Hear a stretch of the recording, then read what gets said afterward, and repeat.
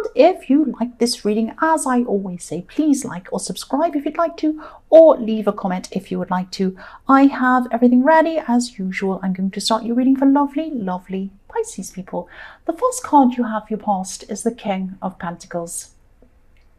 So I'm seeing, I'm actually seeing a love connection. I'm seeing this love connection where you're waiting for someone to get closer to you, or waiting for someone to contact you a lot more frequently than they were, or something like that. I'm seeing things were happening between you, but they were happening very, very slowly. And I'm actually seeing you wanting to contact them. It was like you were really thinking, should I contact them? They haven't contacted me. I do all the work here, but I really, really want to talk to them. I want to contact them, but oh, I can't. You know, you might have been sitting on your hands, sitting on your phone or something like that, so that you couldn't contact them. It was like you were stopping yourself from contacting them. I'm seeing you doing the right thing by doing that. You were doing the right thing by not contacting them. It was like, you know, this person really could have, you were doing a lot more contact than they were. And they really should have shown you a lot more interest than they were. That's what I'm seeing. I mean, they really, it wasn't like, you know, I was about to say it was their turn to contact you. And I don't mean that you have one turn, they have one turn.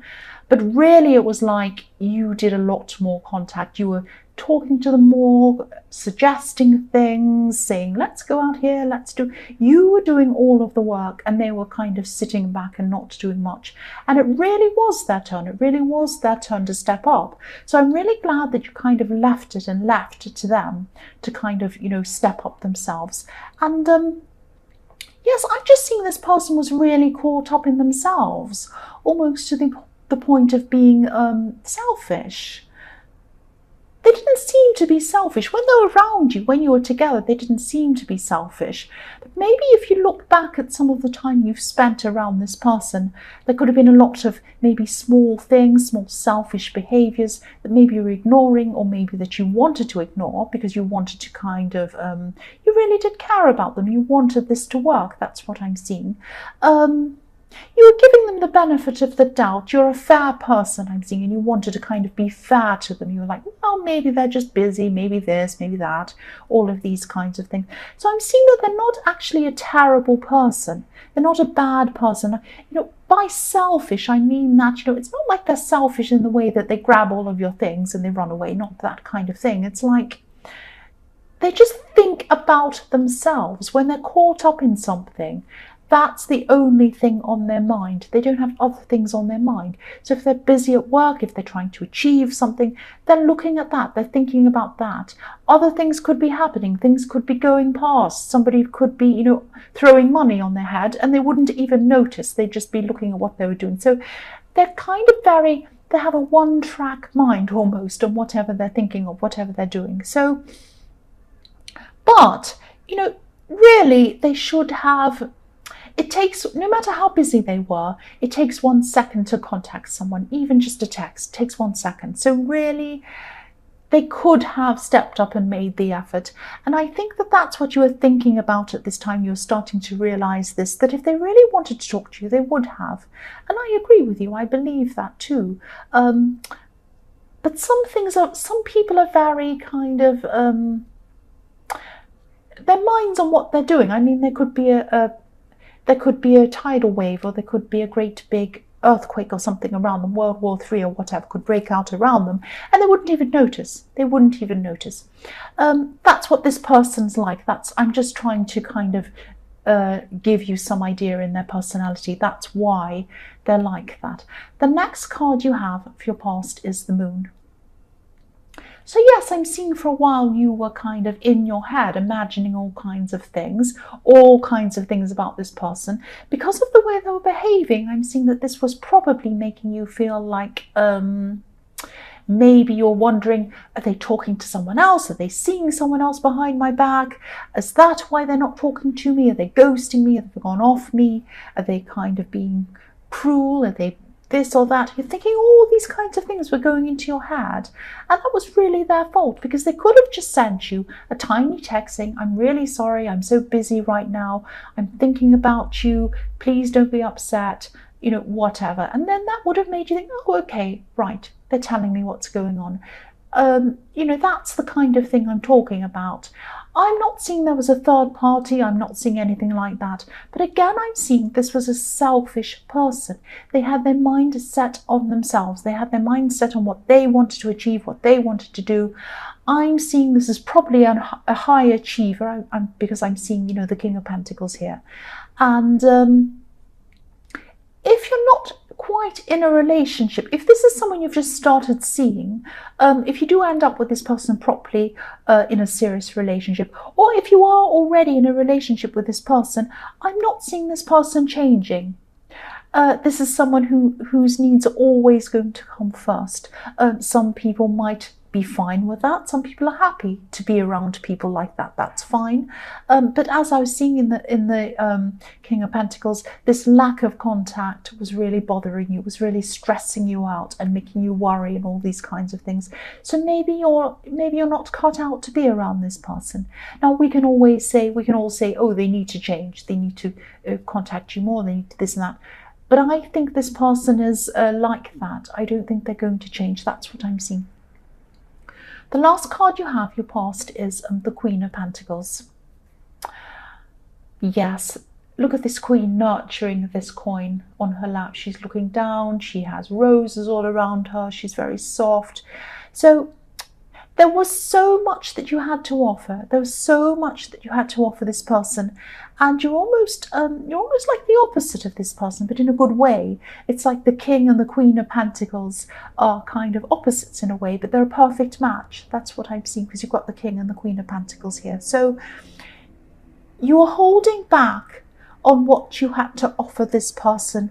You wanted to talk to them, you wanted to suggest things, you wanted to give things to them, bring things to them, help them, care about them. But you were holding back. You were holding back because you felt that you weren't getting this attention from them. And you felt that you weren't getting the attention that you deserved. That's what I'm seeing there. So that's why you were doing that. The first card you have, your present, is the Eight of Swords. So I'm seeing a work situation here. I'm seeing some kind of work situation, or some kind of work project, or something you're trying to do outside of work. It's something work related. I'm getting this feeling of restriction with this card. There's something you'd like to be doing. There's something you'd like to be doing outside of this work, your normal work, something that's kind of more aligned with who you truly are, who you truly want to be. If you look at the woman in this card, she's kind of walked away from where she was, but she's not able to go any farther. She feels as if she can't go any further. She's kind of stuck where she is. And yeah, she has a rope around her. She has a kind of a blindfold on, but they're not tight. They're loose. They're loose. So she could take them off if she wanted to, but she doesn't see that she can. That's what I'm seeing. So you could move toward what you want to do, but you don't see how you can do that. You're kind of stuck where you are. This woman also has passion for where she'd like to be. She has a red dress. So you have passion for what you'd like to do, but you can't see how you're going to be able to do that. So you feel like you've moved away from your regular job in your own mind. You've kind of moved on in your mind. Not physically, but in your mind. So you might be doing your regular job, and you might be kind of just doing your job, doing what you have to do, coming home again, but your mind is really on what you'd like to be doing. And you might be thinking to yourself, you might be at a crossroads at this time. You might be thinking, oh, should I leave my job? I really don't like where I am. Should I leave my job? Should I leap into something new? Or should I stay where I am? Now, I'm seeing that you might be frustrated in the position you're in because you're in the Eight of Swords. You kind of feel stuck. But I'm seeing that this position where you're kind of 1 foot in your old job, 1 foot in the new thing, is a perfect position for you to be in, because you still have the security of your old job, but you can do it very easily. You can come in, do your job, go home. You don't have any problems with that. You can keep on with that. That's fine. It might be very stimulating, but you can do it easily. So you've got that, and you've got that security there. Plus, you can be working toward the new thing as well. So you don't need to leap into the new thing. You can keep on working on that, building that up until that becomes bigger, ready for you to move forward, and then you can leave your first place and move into the second place. But at the moment, you're in a perfect position. You don't have to worry about being insecure with no job while you're building up this business or whatever it is. But you can still work on the new thing, so you're in a perfect position. You just don't see that. You feel like you're stuck. That's what I'm seeing. So the next card you have, your present, is the Fool. I love this card. So yes, again, I'm seeing similar things. I'm seeing similar things with this card as I look at this. I'm seeing two different areas of your mind. One's kind of competing with the other one. One's thinking you should do this. The other one's thinking you should do this. I'm also seeing that, you're imagining that you're kind of extremes in your mind. You have extremes. It's like you have this idea that either you have to sit in this job that you're in forever and never move, and that would bore you like anything, or you can move into this amazing job and everything will be fantastic and everyone will clap you and cheer you, you'll get awards and you'll have loads of money. And the reality is somewhere in between these two things. The reality is in between. It's like one part of you wants to leap off this cliff, and the other part is like this dog saying, don't move, don't go, come back to where you're stable, where you're safe, that kind of thing. So yes, as I was seeing in the Eight of Swords, don't do either. Don't leap off the cliff and don't be stuck in your old thing either. Do both. Stay in your old job or whatever it is. Stay doing that. Keep your money ticking along. Do that. Do what you need to do. Pay your bills, whatever. Put some money aside. And then work on this new thing, because I'm seeing that, this will happen for you. This is going to happen for you, but you need to do a regular amount of work on it and just focus on it. That's what you need to do. But don't think you have to kind of do this great big huge, what do you call it? I don't know, this great big launch. Like, oh, I'm doing a great big launch. I'm going to have a big thing. Everyone's going to come, la, la, la, la. It doesn't have to be like that. You can gradually move from one to the other. The last card you have, your present, is the King of Cups. I'm seeing someone around you. They're not actually physically around you, but they're around you at this time. They're around you in your thoughts. That's what I'm seeing. So it could be this person in the King of Pentacles who's not contacting you very much. This is the person who keeps their emotions to themselves, and they keep a lot of things to themselves, actually. And this is why you're pulling away. That's what I'm seeing. You're just thinking, I deserve more attention than this. I deserve someone to open up to me. I deserve someone who's actually going to be around me more, who's going to think about me, not just themselves. A part of you would like to say, well, I'm just not going to talk to them. I don't care. But you can't do that. I'm seeing at this time you still have them in your mind all the time. So this person's making a big impact on you. You can't get away from them in your thoughts. They're still in your thoughts. That's what I'm seeing. The first card you have, your future, is the Knight of Cups. So yes, this person who you've been waiting for, this person could be coming back into contact with you again at this time. And, it might make you happy to begin with. They might contact you and you might say, finally, they're contacting me. Finally, they're thinking about me. Yay, I'm so happy. But then after that initial happiness, you're going to be thinking, well, wait a minute. Why is this person contacting me now? Why didn't they contact me before? Why didn't they contact me on Tuesday, on Wednesday, on Thursday? Why are they waiting to contact me now? I'd love to be able to tell you that they couldn't stop thinking about you and they had to contact you. But the reality probably is that they were into something they were doing. They were focused on something. They stopped whatever they were doing. They looked around and said, right, what's next? Now I have a gap. I'm going to contact this person again. That's what I'm seeing.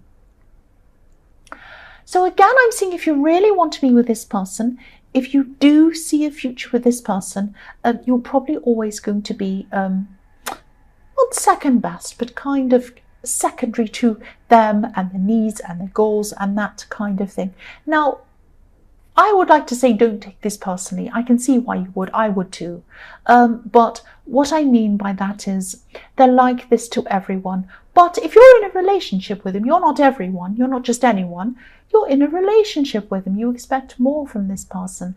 So you've got to kind of weigh up whether whether you're prepared to kind of stay with this kind of situation, or whether this isn't good enough for you, whether you want to move on, because I'm not seeing them changing. Again, that's what I'm seeing. The next card you have for your future is the Ace of Pentacles. I love this card, obviously. So yes, this thing that you've been wanting to manifest, this thing that you're kind of halfway in, halfway out of, and you're kind of trying to take steps toward that, and you're in two minds about this thing, this business idea or whatever this was. I'm seeing at this time there might be an opportunity coming in for you. This is going to help to push things a lot faster than before. So you had these little stepping stones you had to go on. This is going to kind of help you to kind of make these stepping stones come to you a lot faster. Things are going to happen to you a lot faster. I'm seeing that. They're going to start to speed up. I'm just looking at this card, and there's a path at the bottom of this card. And you're already on this path. You're already there. And this path leads up to these beautiful hills, up into the sky, up into these mountains. It's beautiful. You're already taking these small steps up this path. But now I'm seeing some interest coming from someone who is going to be able to open some doors up for you. You'll still be taking these small steps, but I'm seeing that, these steps are going to become faster.